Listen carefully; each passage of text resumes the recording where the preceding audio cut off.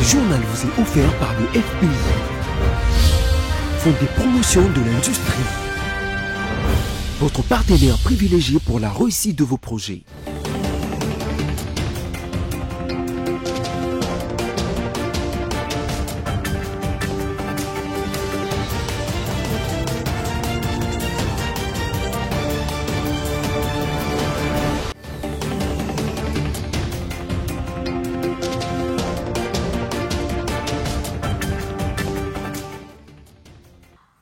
Nouveau journal sur BST Télévision, Madame, Monsieur, bonsoir et bienvenue. Tout de suite, voici le sommaire. Un émissaire du président de la République de Mauritanie était l'hôte du président congolais Félix Tshisekedi. Bien que le message clé n'a pas été révélé, plusieurs sujets ont été abordés au cours de ces échanges. La justice militaire est désormais autorisée à poursuivre l'ancien président de la République démocratique du Congo et sénateur à vie Joseph Kabila après la levée de ses immunités pour Ferdinand Kambere. Cette décision du Sénat est une honte. Voilà tout pour le sommaire. Encore une fois, bonsoir et bienvenue. Si vous êtes avec nous, vous êtes sans ignorer que le Sénat de la République démocratique du Congo a levé les immunités de l'ancien président de la République, Joseph Kabila Kabange. La résolution levant ces immunités a été votée hier. À présent, le parquet militaire est autorisé d'engager des poursuites judiciaires contre le sénateur à vie. Sur 96 sénateurs ayant pris part au vote, 88 se sont prononcés pour, 5 contre et 3 bulletins de vote ont été déclarés nuls, renseigne le président du Sénat, Jean-Michel Sama-Lukonde. Voici le résultat du vote relatif à l'autorisation des poursuites et à la levée des immunités du sénateur à vie. Pour 88 voix. Contre 5 voix. Abstention 0 voix. Bulletin nul 3. En conséquence, le Sénat autorise les poursuites et lève les immunités de M. Joseph Kabila Kabange, sénateur à vie. Lever des immunités de Joseph Kabila Kabange pour Ferdinand Kambere, secrétaire permanent adjoint du PPRD.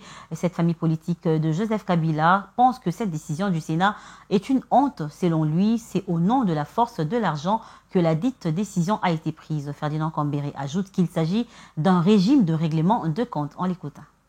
De la République, qui a un statut particulier, qui est géré par la loi du 26 juillet 2018, n'est pas réellement les collègues de ces sénateurs qui sont en train de décider, madame. Et que nous avions donc raison lorsque nous pensions déjà que cette convocation-là était un acte illégal et inconstitutionnel. Vous voyez bien, déjà à l'introduction, la rapporteuse de cette commission, il vous dit que l'ancien président de la République a été invité sur base de l'article 224, madame, de leur règlement intérieur. Madame, quand vous lisez cet article-là, cet article ne concerne en rien un sénateur à vie. Le titre de sénateur à vie n'est qu'un titre honorifique.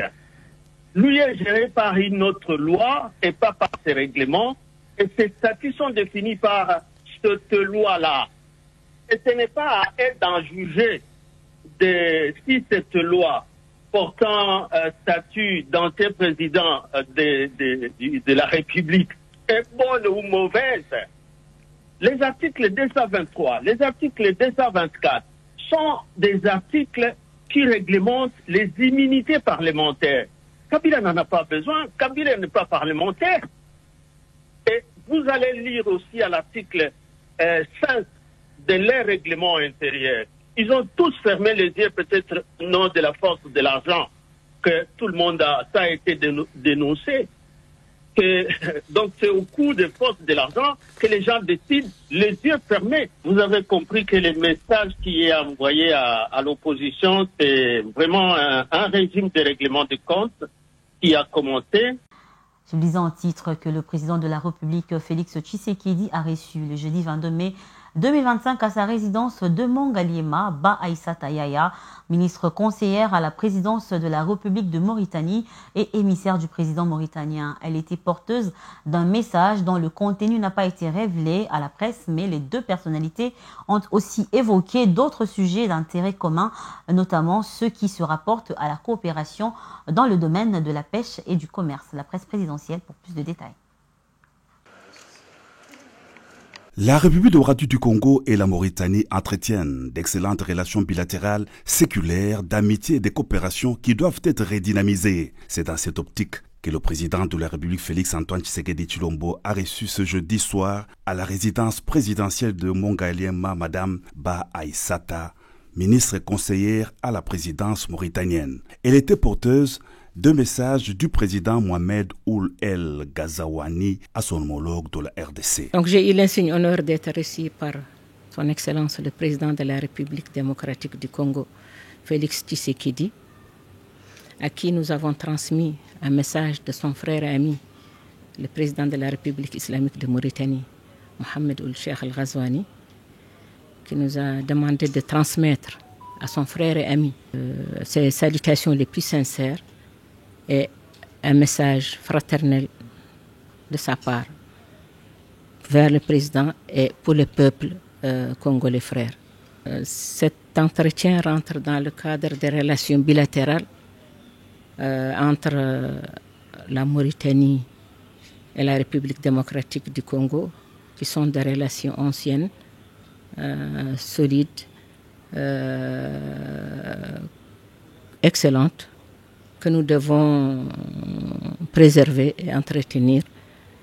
Et ces relations bilatérales, le président de la République islamique de Mauritanie nous a demandé de les redynamiser, ce que le président aussi a bien accueilli.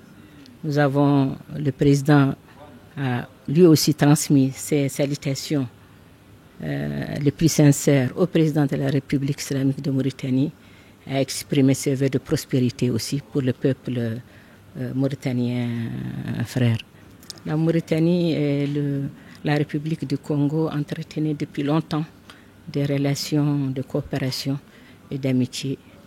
Ces relations ne se sont jamais interrompues. Je peux donner comme exemple la première école nationale des instituteurs a été financée par la République démocratique du Congo, donc depuis les années 70.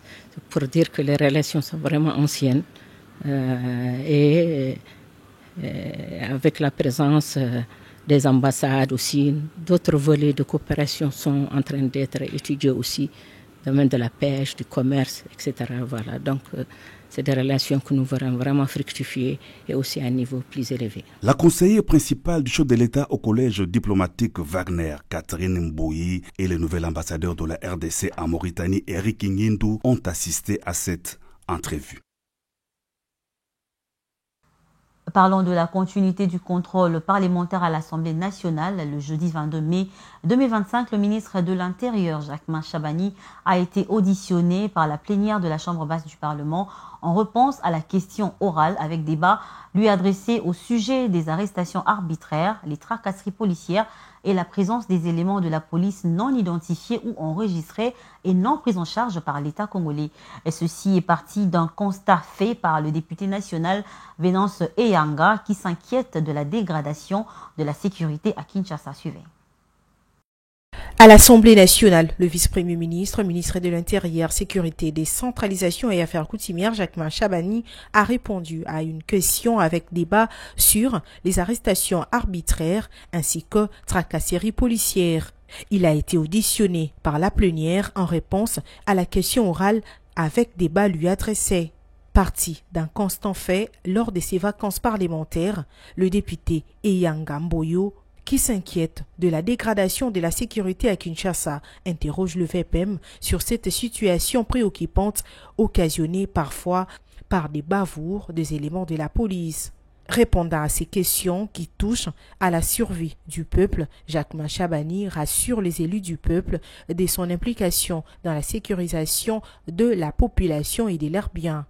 Contre toute attente, cette opération est en train de traquer aussi certains policiers recalcitrants et indisciplinés. En attendant l'adoption par l'Assemblée nationale de la loi de programmation de la mise en œuvre de la réforme de la police nationale congolaise pour la période 2025-2029, le contrôle à l'improviste s'effectue pour mettre la main sur tous les éléments qui s'évertuent à tracasser la population, à opérer des opérations arbitraires et à violer les droits et libertés fondamentaux des citoyens.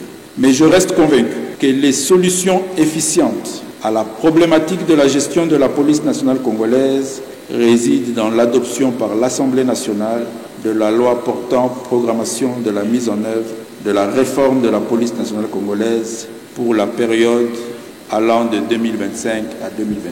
Dans l'optique de satisfaire toutes les préoccupations des élus nationaux, le VPM Jacquemain Chabani a sollicité un délai de 48 heures qui lui a d'ailleurs été accordé.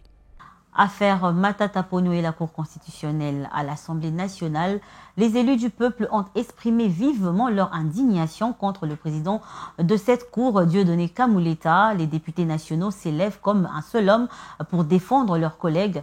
Vous le savez certainement qu'il a été condamné par la Cour constitutionnelle à 10 ans des travaux forcés dans le dossier du projet agro-industriel de Bukangalonzo.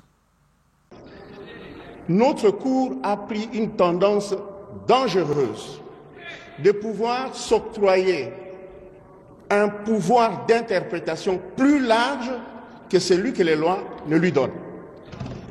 Je suis de la majorité, nous défendons le président de la République, il a fait appel, n'est-ce pas, au-delà de la lutte contre l'impunité, à l'idée de la cohésion nationale.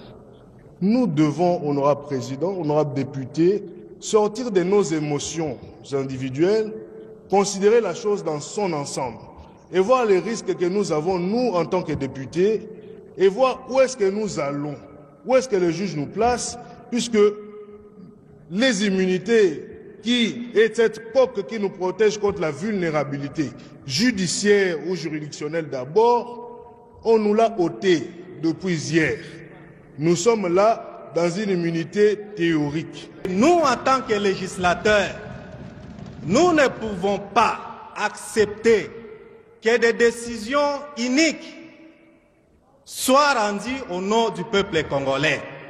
Nous ne pouvons pas non plus accepter, cautionner des erreurs jurisprudentielles rendues par la haute cour du pays, laquelle cour est censée être gardien, veiller à l'application et la bonne de toutes les dispositions législatives et réglementaires en République démocratique du Congo. Et dans le reste de l'actualité, en bref et en images, la campagne pour un siège non permanent au Conseil de sécurité de l'ONU pour la période allant de 2026 à 2027 se poursuit. C'est dans cette optique qu'au Caire, en Égypte, l'ambassade de la République démocratique du Congo a dû réunir plusieurs personnalités diplomatiques, à savoir des représentants du gouvernement égyptien et des ambassadeurs de la Ligue arabe en vue de solliciter leur soutien. Lors de cette cérémonie, l'ambassadeur Kassongo Moussenga Jean-Baptiste a transmis le message de la ministre d'État, ministre des Affaires étrangères, coopération internationale et francophonie, Tereska Ikwamba Wagner, tout en réaffirmant l'engagement du gouvernement congolais. Il a souligné aussi la volonté du président Félix Tshisekedi Tshilombo de voir la RDC jouer un rôle actif au sein des institutions internationales. Cette candidature, soutenue par l'Union africaine, s'inscrit dans une diplomatie rénovée portée par 7 piliers, dont la paix dans la région des Grands Lacs, la réforme des opérations de maintien de la paix, des droits humains et le développement durable. À travers cette initiative, la RDC ambitionne de faire entendre une voix africaine forte et engagée pour la paix et la justice sur la scène mondiale. Autre chose, dans le cadre des réformes engagées pour la modernisation politique et l'administration publique, le vice-premier ministre et ministre de la fonction publique Jean-Pierre Liaou a procédé à la signature officielle du cadre et structure organique du ministère des Mines. Les jeudis 22 mai 2025, la cérémonie s'est déroulée en présence du ministre des tutelles Kizito Pakabomba à Kinshasa, la capitale. Suivez. Le secrétariat général de mines, désormais doté d'un nouveau cadre organique. C'est dans les cadres de réformes engagées pour la modernisation de l'administration publique que le vice-premier ministre, ministre en charge de la fonction publique, Jean-Pierre Liaou, a procédé à la signature officielle du cadre et structure organique du ministère des Mines. C'était en présence du ministre des Mines, Kizito Pakabomba. À la vue de l'importance du secteur minier, dans la structuration du tissu économique de notre pays, l'administration qui est dédiée se doit d'être structurée et être la plus apte à assurer jusqu'au possible les services jusqu'au dernier kilomètre dans notre pays afin de se rassurer que le contrôle des ressources minières n'échappe pas au pouvoir public. Cette initiative s'inscrit dans la droite ligne des instructions du chef de l'État, Félix-Antoine Tshisekedi Tshilombo, qui appelle à une gestion rigoureuse et rationnelle de ressources humaines dans les secteurs publics. Un mot de santé dans ce journal en marge de sa participation à Genève à la conférence Accelerating Universal Health Coverage. Le ministre congolais de la Santé, Hygiène et Prévoyance sociale, le Dr Samuel Roger Kamba, a présenté les réformes majeures en cours en République démocratique du Congo et a en outre parlé du lancement d'une carte de santé intelligente qui permettra d'inclure les travailleurs informels dans le financement des soins. Il était question à Genève pour le ministre de la Santé, le Dr Samuel Roger Kamba, de présenter les avancées et réformes majeures engagées par la République démocratique du Congo dans le secteur de la santé. À en croire le patron de la santé publique, les efforts du gouvernement pour restructurer un système qui a été longtemps négligé à travers une réorientation des ressources vers les populations les plus vulnérables. Maintenant, avec les cotisations de tout le monde, nous incluons le paquet de la mère et de l'enfant dans l'ensemble de la CSU, en sachant que nous considérons les mères et les enfants comme des vulnérables, et donc le couple mère-enfant ne va pas contribuer, ne va pas payer, donc on maintient la gratuité. En ce qui concerne les difficultés rencontrées dans le système de la gratuité de la maternité, Samuel Roger Kamba répond. Les difficultés étaient à plusieurs niveaux. Le premier niveau, c'était le niveau organisationnel. Comment est-ce qu'on organise le système de santé capable de répondre à ces besoins? Donc nous avons fait des règles, nous avons établi des conditions qui permettent en fait de voir un peu plus clair où est-ce qu'on met les ressources et quels sont les choix qu'on fait. Et ensuite, nous avons fait le choix d'un certain nombre de paquets de soins. On dit, bon, ça c'est essentiel et on doit commencer par là. Cependant, je dois dire que pendant qu'on fait ça, on devait en même temps donner des gages à la population que rien ne se fait. Parce que pendant que vous êtes en train de bâtir, la population ne voit pas que vous bâtissez. Donc il fallait en même temps faire quelque chose. Et la chose que nous avons décidé de faire, c'est de lancer la prise en charge des mamans et des nouveau-nés qui sont des populations pour nous vulnérables. Nous avons, sur la première année, décidé que le gouvernement devait absolument payer lui-même les soins de ses mamans et de ses enfants jusqu'à 1 mois de vie. Et la première année, les 15 premiers mois, nous avons pris en charge 2 millions de mamans gratuitement avec leurs bébés et plus de 50 000 bébés qui ont eu besoin de soins de néonatologie. Il faut noter que du dialogue tripartite est née une mise en place d'un fonds contributif de solidarité santé avec les partenaires sociaux sous l'égide de l'OIT. Ceci s'inscrit toujours dans le cadre d'accompagner la vision du chef de l'État dans la couverture santé universelle. Et en dehors de nos frontières, c'est un épisode qui a fait le gros titre de la presse au lendemain de l'échange entre le président américain Donald Trump et le président sud-africain Cyril Ramaphosa. Le calme dont a fait preuve le président sud-africain a visiblement été apprécié dans son pays. France 24.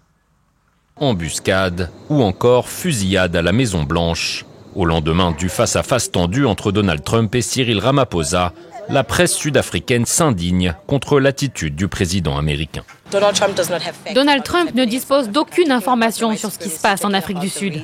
Il parle de racisme et d'expropriation. C'est tout simplement faux. Parti pour discuter de politique économique avec son homologue américain, Cyril Ramaphosa a passé la majorité de la rencontre à démentir des accusations de génocide blanc en Afrique du Sud. Un piège tendu par Donald Trump, obsédé par la question depuis son retour au pouvoir en janvier dernier, mais qui n'a pas étonné les combattants pour la liberté économique, parti d'opposition sud-africain, qui affirme que le président américain n'en est pas à son premier coup d'essai. Nous avions prévenu Cyril Ramaphosa que cela risquait d'arriver. L'expérience avec Zelensky nous a bien montré que Trump n'a aucune intention d'écouter les faits, ni de défendre nos intérêts. Malgré l'avalanche d'accusations et de provocations, de nombreux Sud-Africains ont salué l'impassibilité et le sang-froid du président Ramaphosa et de sa délégation. C'était une mascarade, une façon d'apaiser la scène internationale. Mais je pense que notre pays a bien réagi et a su présenter les faits. Un constat partagé par Cyril Ramaphosa lui-même, qui estime que sa rencontre avec Donald Trump a été un succès. C'était tout pour ce soir, mais avant de nous quitter, voici le rappel des principaux titres. Un émissaire du président de la République de Mauritanie était l'hôte du président congolais Félix Tshisekedi. Bien que le message clé n'a pas été révélé, plusieurs sujets ont été abordés au cours de ces échanges. La justice militaire est désormais autorisée à poursuivre l'ancien président de la République démocratique du Congo et sénateur à vie Joseph Kabila après la levée de ses immunités. Mais pour sa famille politique, Ferdinand Kambere, cette décision du Sénat est une honte. Fin de ce journal, madame, messieurs. Merci à vous de nous avoir suivis. Restez branchés au programme de BC Télévision. Au revoir et à la prochaine.